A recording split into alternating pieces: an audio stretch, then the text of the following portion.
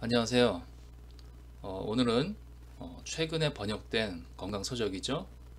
착한 지방, 악한 지방이라고 하는 책을 리뷰해보는 시간을 갖겠습니다. 자, 이 책의 원서는 슈퍼 퓨어리라고 하는 책이고요. 미국의 제임스 디니콜 안토니오라고 하는 그런 약학 박사와 그 다음에 요셉 머콜라라고 하는 보안의학 의사죠.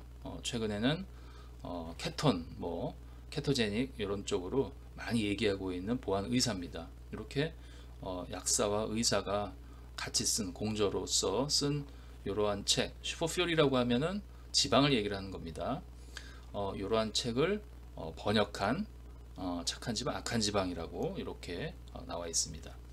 원서는 2018년도에 쓰여졌는데 번역판은 2020년 11월, 그러니까 지금으로부터 약 한 달 정도밖에 되지 않은 그러한 아주 신간이라고 볼 수가 있습니다. 표지는 원서에 비해서 착한 지방, 악한 지방 굉장히 좀 밋밋하죠. 그리고 디자인도 저는 좀 마음에 들진 않는데 내용은 굉장히 충실합니다. 그래서 소개를 해드리려고 하고요.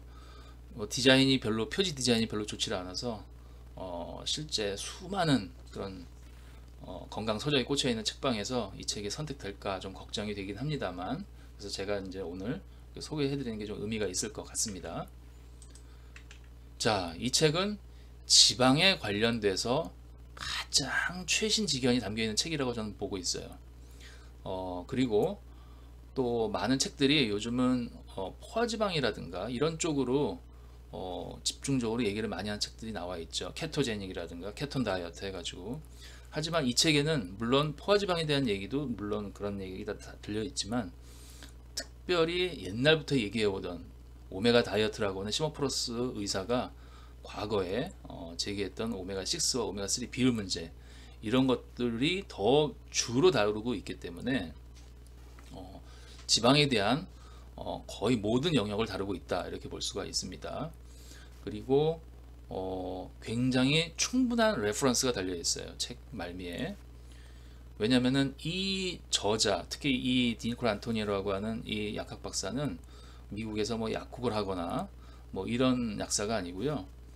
영국의 브리티시 메디컬 저널이라고 하는 유명한 의학 잡지가 있습니다. 이 의학 저널을 감수하고 편집하는 그런 부편집장으로 일을 하고 있어요. 그래서 이 사람은 모든 얘기를 할 때, 건강에 대한 얘기를 하거나 이럴 때 다 근거 위주로서 얘기를 합니다. 그렇기 때문에 역시 충분한 레퍼런스가 책 뒤에 달려 있고요. 그림이 거의 없습니다. 아예 없다고 봐야 돼요. 표로만 이렇게 돼 있고, 즉 뭐예요? 내용이 굉장히 충실하게 담겨 있다. 그래서 굉장히 과학적이고 굉장히 받아들일 만한 그런 내용으로 채워져 있기 때문에 믿을 만하다, 이렇게 추천을 드립니다. 자, 이 책은 아주 기본적인 얘기부터 시작을 하고 있어요. 식물유라, 베지터블 오일이라고 하는 것들이 우리는 너무 당연하게 생각이 되죠. 우리가 기름하면 식용유를 머릿속에 떠오르고요. 포화지방이나 동물기름 같은 거는 그거는 좀 위험한 지방이 아닌가. 그렇기 때문에 우리가 지방, 오일 하면 식물성 오일 이런 것들을 대번에 머릿속에 떠올리는데 이것이 과연 옳은 것인가 라고 하는 데서부터 문제 제기를 합니다. 자, 1900년대 초반만 하더라도 우리가 지방, 오일 하면 동물 기름을 얘기를 했어요. 뭐냐면은 우리가 소나 돼지에 껴있는 그런 돼지 비계, 소 비계, 라드라든가 이런 것들을 흔히 얘기했고요. 그 다음에 우유를 받으면 그 위에 뜨는 크림과 같은 그런 지방, 이런 것들을 얘기를 했습니다. 특징은 뭐예요? 눈에 쉽게 보이고, 자, 삼겹살 이런 거 눈에 보이죠? 그 다음에 우유도 둥둥 뜨는 기름들이 눈에 보입니다. 따라서 쉽게 얻어질 수가 있어요. 그러니까 우리가 일부러 복잡한 인공적인 그런 어떤 가공을 가하지 않고도 쉽게 얻을 수 있는 게 지방, 기름이었어요. 그리고 요거의 특징은 포화지방 위주이기 때문에 실온에서 좀 굳는 경향을 보이죠. 자, 그런데 100년이 지난 지금 2000년대에 오일, 지방 하면 식용유, 베지터블 오일을 얘기를 합니다. 근데 사실은 베지터블 오일 하면 브로콜리유라든가 가지유라든가 이런 식물에서 뽑아낸 기름이어야 되는데, 사실은 이런 식물 잎사귀라든가 이런 데서 뽑지 않죠. 어디서 뽑죠? 바로 식물의 씨앗에서 뽑습니다. 시드 오일이죠. 엄밀히 얘기하면. 자, 그런데 최초로 씨앗에서 뽑은 오일이 바로 뭐냐면은 목화의 종자, 면실에서 얻은 기름입니다. 자, 1900년대 초 그 이전 1800년대만 해도 미국에서 목화를 굉장히 많이 키웠어요. 면의 어떤 원료가 되기 때문에. 근데 그 부산물로 목화 씨앗이 계속 쌓이는 겁니다. 이걸 버려야 되는데 이 씨앗 버릴 데가 없잖아요. 그러니까 사회적인 문제였어요. 폐기물 같은 그런 분위기였는데 이걸 어떻게 재활용해 볼 수 없을까? 그렇게 아이디어를 이제 생각을 하다가 여기서 기름을 짜낼 수가 있구나 라고 하는 걸 알게 돼요. 자, 1900년대 그 당시만 해도 기름이라고 하면은 모아져 있죠. 눈에 보이니까 구분이 돼 있잖아요. 그래서 쉽게 얻을 수가 있는데 씨앗 안에는 기름이 어떻게 들어 있어요? 다른 영양 성분과 같이 섞여 있어요. 그래서 이 씨앗 안에 기름의 퍼센트가 뭐 30%밖에 안 됩니다. 사실은 그 안에서 기름만 뽑아내야 되기 때문에 굉장히 얻기가 어려운 거죠. 그래서 엄청나게 큰 기계, 여기 보시면 수백만 불이나 하는 거대한 기계에서 탈취 표백 정제 과정으로 얻어진다라고 했어요. 이런 과정을 거쳐야만 얻을 수가 있는 것입니다. 그래서 굉장히 이 과정에서 오일이 산패될 수가 있다라고 하는 거예요. 그래서 뭐 표백도 하고 정제도 과정도 거치겠죠.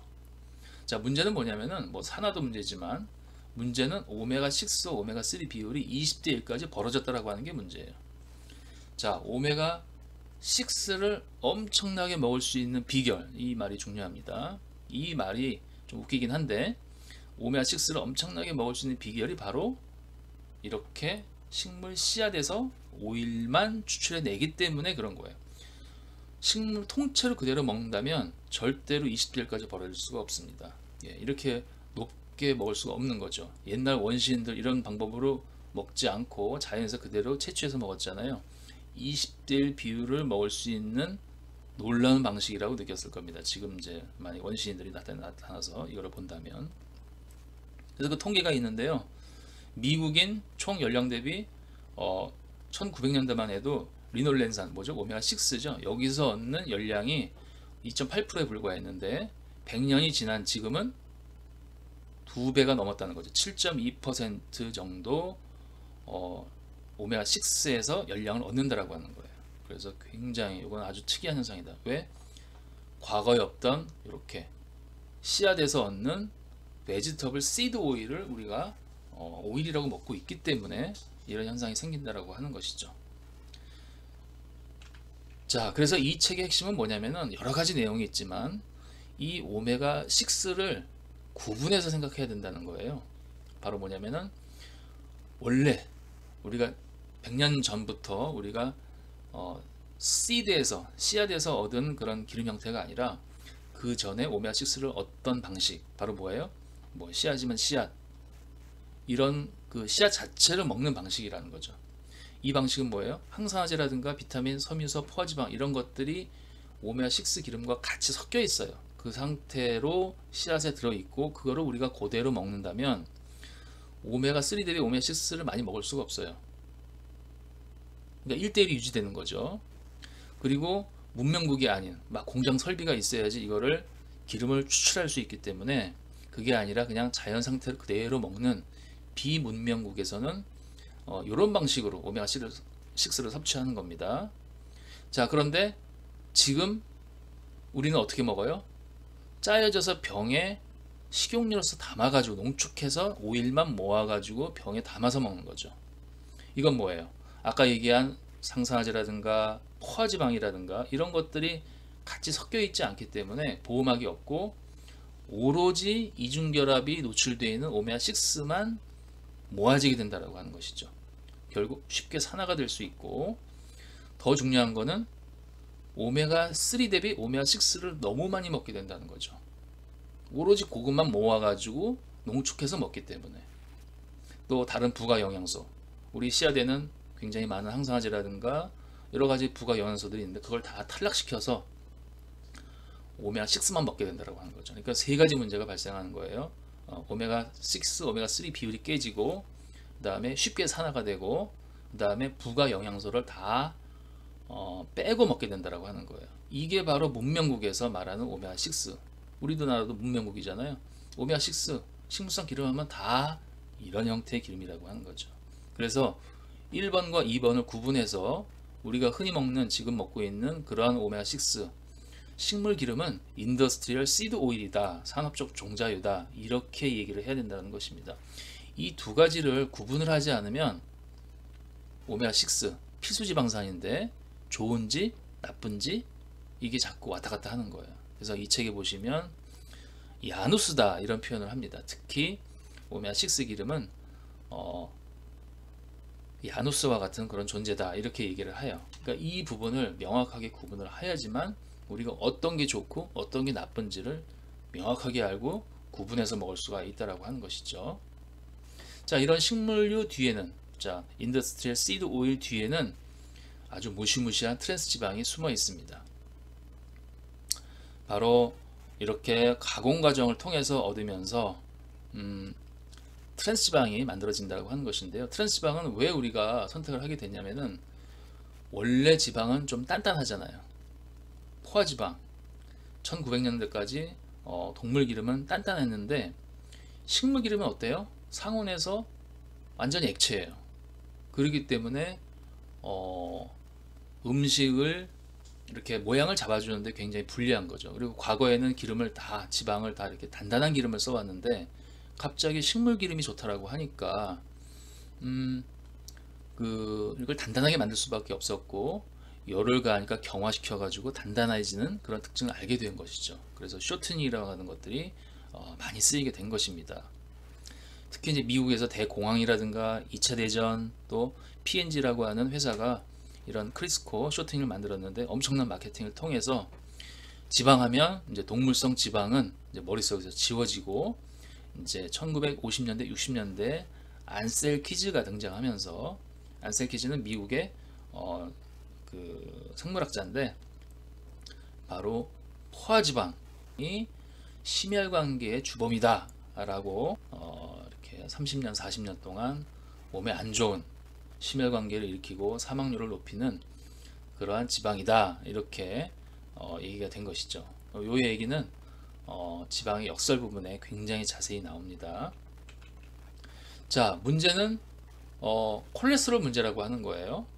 자, 우리가 어떤 과학의 결과를 볼 때 관찰하는 방식이 있고요, 인과관계가 있는 방식이 있습니다.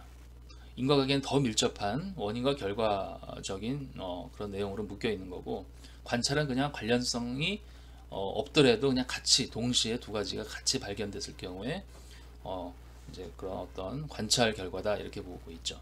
자, A가 B면 그리고 또 B가 C면 A는 C인가? 그렇지 않다라고 하는 거예요. 자, 식물유를 섭취하면 콜레스테롤 떨어지고 동물유를 섭취하면 콜레스테롤 올라간다. 자, A면 B인 거죠. 자, 동물유를 섭취하면 콜레스테롤 올라간다. 또 B, 콜레스테롤이 올라가면 C, 관상동맥 질환이 온다. 사망률이 올라간다. 그러면 결국은 A는 C냐? 동물유를 섭취하면 관상동맥 질환이 올라가냐? 그거는 아니라는 거죠. 예.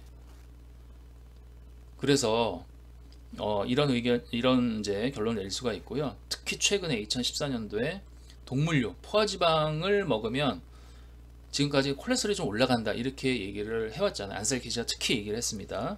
포화지방을 먹으면 콜레스테롤 올라가기 때문에 먹지 마라 이렇게 얘기를 했는데, 물론 뒤에 말씀드리겠지만 포화지방을 먹어서 올라가는 콜레스테롤은 사이즈가 큰 어떤 인체에 그렇게 해가 되지 않는 그런 콜레스테롤을 올리는 것이에요.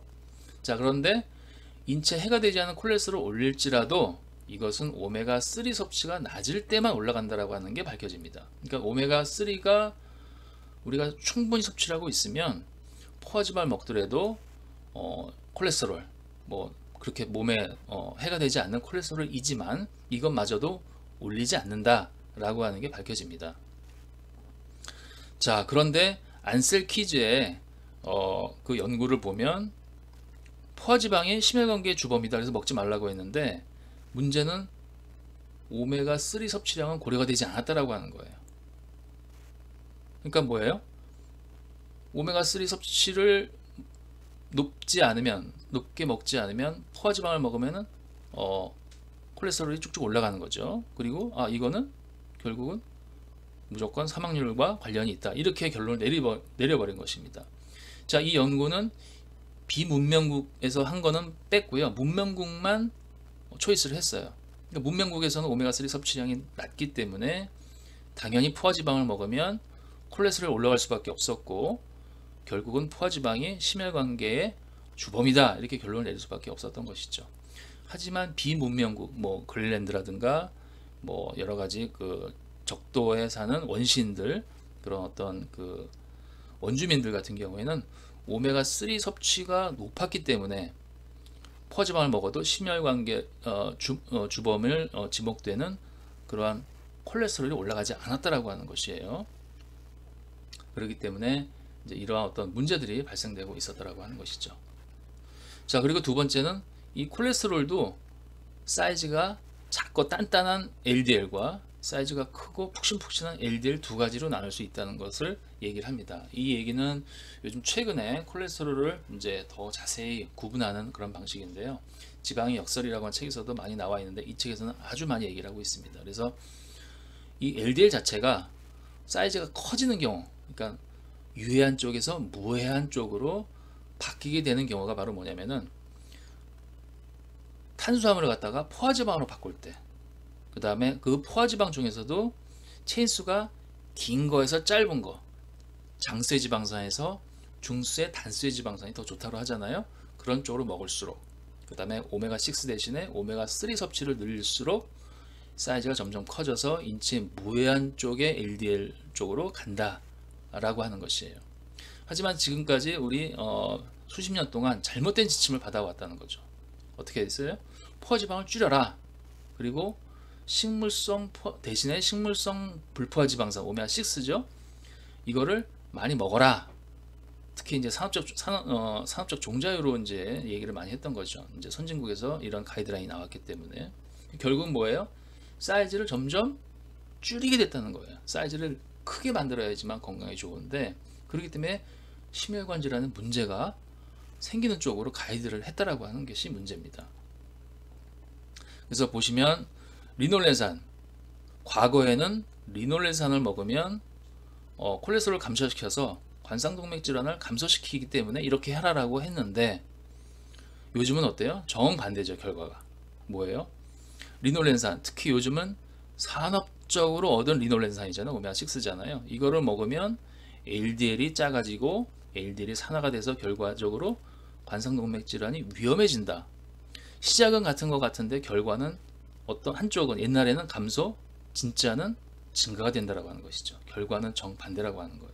그래서 우리가 이 책의 주제인 오메가6를 구분해서 먹어야 된다. 과거에는 자연 상태로 먹는 것은 문제가 없는데 지금은 이렇게 열가공을 해서 뽑아서 먹기 때문에 이렇게 심혈관계 쪽으로는 정반대의 결과가 나올 수밖에 없다. 그렇기 때문에 이거를 잘 구분해서 우리가 선택을 해야 된다. 자, 최근에는 오메가3를 먹어도 효과가 없다, 이런 얘기들도 있습니다. 그래서 뭐 뉴스 신문지상에도 몇몇 의사들이 나와서 오메가3 캡슐 제품 먹을 필요 없다, 뭐 이런 얘기들도 많이 합니다. 결론은 뭐냐면은 오메가6 섭취가 높으면 오메가3를 먹어도 거기에 대한 효과가 나타나지 않는다라고 하는 거예요. 자, 보시면 요 밑에 보시면 오메가3를 먹고 오메가6를 먹으면 이게 바로 우리 몸에 쓰이는 게 아니라 이렇게 노랗게 표시된 효소들에 의해서 우리 몸에 필요한 인자들로 바뀝니다. 근데 오메가6, 오메가3는 기능이 정반대예요. 뭐 염증을 오메가6는 열이키고 오메가3는 억제하고, 근데 요거를 전환시키는 효소들은 같은 효소로 사용하고 있어요. 같은 효소를 갖고 정반대의 기능을 하는 쪽으로 전환시킨다는 거죠. 그렇기 때문에 오메가3를 먹었는데 오메가6를 더 많이 먹었어요. 그러면 이거를 전환시키는 이 노란색의 효소들이 반반 쓰이는 게 아니라 오메가6 쪽으로 더 많이 쓰이기 때문에, 그렇죠? 많으니까 이걸 먼저 또 많이 대사를 시켜야 될 거 아니에요? 그렇기 때문에 오메가 3가 실제적으로 염증을 꺼주는 쪽으로 전환되질 않는다는 거죠. 그래서 효과가 나타난다는 것입니다. 그러니까 우리가 보통 이런 발표들은 누가 해요? 비문명국에서 하는 게 아니라 미국이나 유럽 같은 그러한 문명국에서 많이 합니다. 근데 그런 나라들은 오메가6를 이미 많이 먹고 있잖아요. 그렇기 때문에 그런 나라들은 오메가3 제품을 먹어도 효과가 안 나타나는 거예요. 하지만 일본이나 이태리 또 뭐 이렇게 좀 약간 자연 음식을 많이 섭취하는 나라에서는 다른 결과가 나오는 거죠. 같은 오메가3를 먹어도 다른 결과가 나오는 거예요. 좀 더 도움이 되고 심장 보호작용이 잘 나타나는데 선진국에서는 효과가 없는 거예요. 그러니까 이건 문제가 뭐예요? 절반짜리 보고라는 거죠. 오메가3가 효과가 없는 게 아니라 자기네들이 오메가6를 너무 많이 먹었기 때문에 문제가 된 건데, 이거는 모르고 이거는 뭐 판단을 안 하고 얘기를 안 하고 오메가3 얘기만 한다는 거죠. 그러니까 이런 것들이 잘못됐다라고 하는 것이고요. 자, 이 책의 후반부에서는 중반부터 후반부는 오메가3의 다양한 영역에 대해서 얘기를 합니다. 뭐 심혈관 보호작용이라든가 뇌, 눈, 뭐 이런 또 염증이라든가 또 면역 이런 쪽으로 많이 얘기를 하는데, 이런 것들은 많이 알고 계시기 때문에 제가 생략을 하겠습니다. 자, 이 책의 말미에서는 다른 오일들에 대해서도 소개를 하고 있어요. 자, 올리브유라든가, 자, 올리브유 같은 경우에는 폴리페놀이 많이 함유되어 있기 때문에 오메가9 이중결합이 하나짜리라도 굉장히 도움이 된다, 이렇게 얘기를 합니다. 그러니까 오일에는 순수한 오일만 있는 것이 아니라 원래 자연계에 존재하던 씨앗 안에 들어있던 그 형태의 컨셉을 많이 갖추는 오일일수록 도움이 되는 거예요. 왜? 폴리페놀, 항산화제가 같이 들어있는 기름이잖아요, 올리브유는. 그렇기 때문에 도움이 되는 것이에요. 오일만 순수하게 들어있는 거는 도움이 안 될 가능성이 굉장히 높다.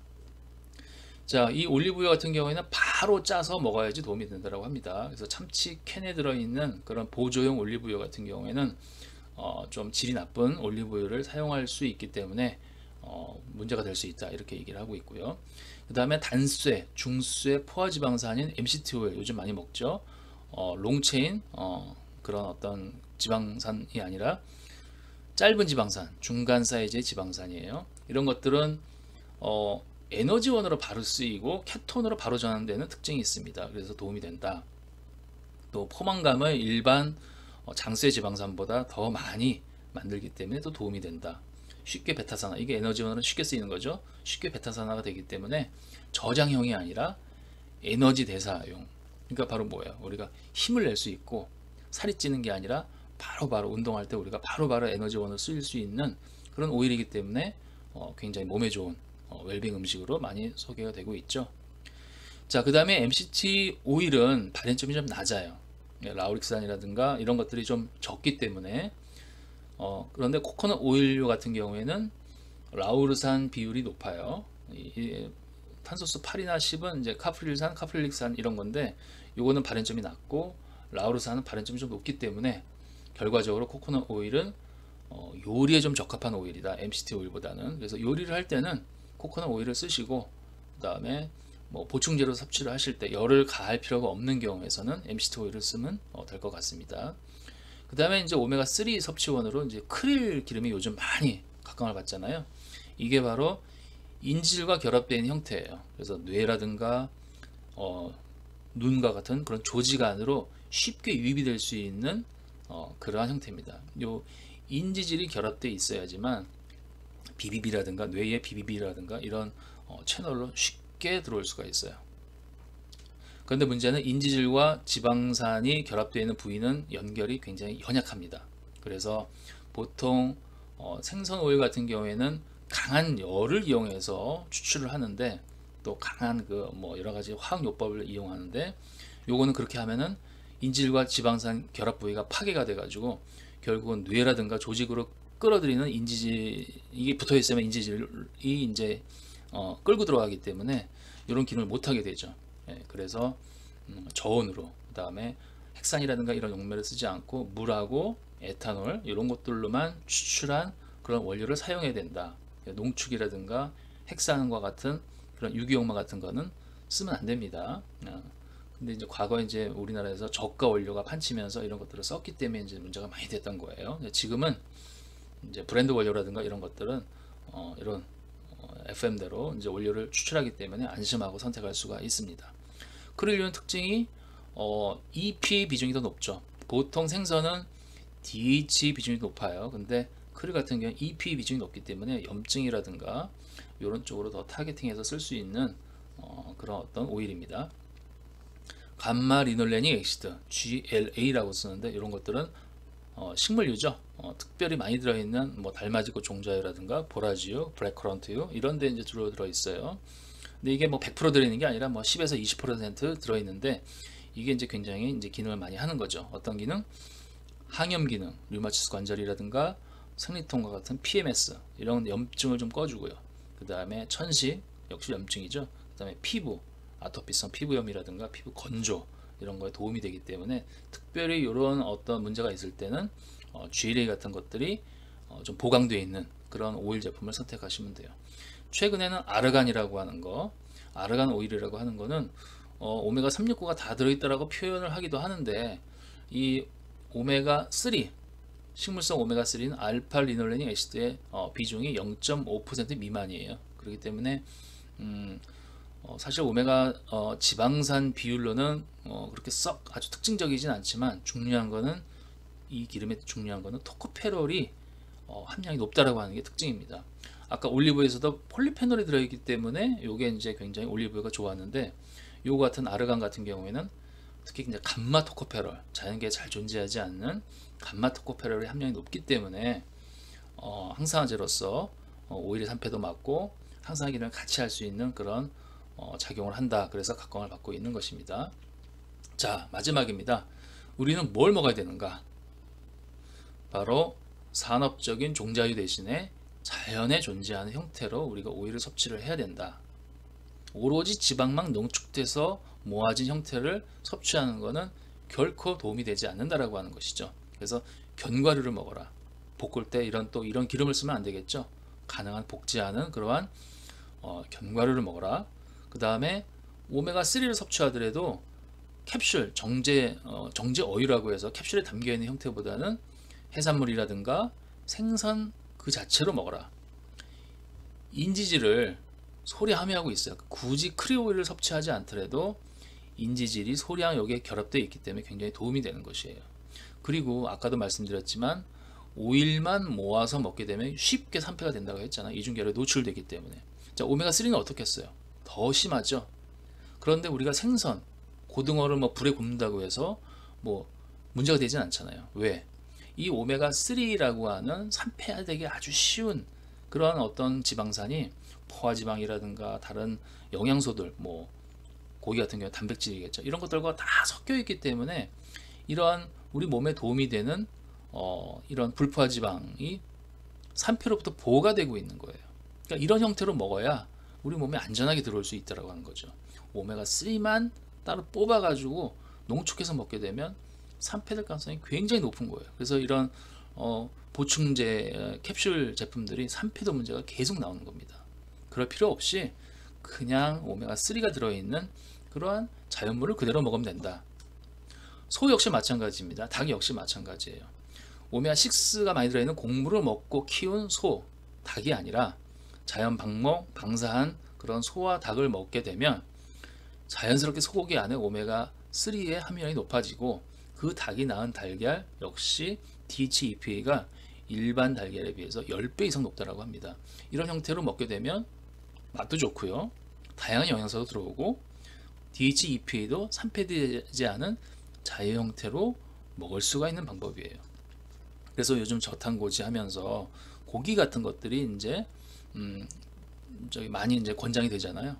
아주 좋은 방법입니다. 근데 그때 곡물로 키운 게 아니라 자연 방목, 자연스럽게 땅을 밟고 자란 그런 닭에서 얻은 그런 달걀 이런 것들을 섭취한다면 굳이 여러 가지 영양소를 먹을 게 아니라 그냥 채식과 육식 이렇게 반반 곁들여도 크게 도움이 될 수 있는 방법이다. 이렇게 말씀드립니다.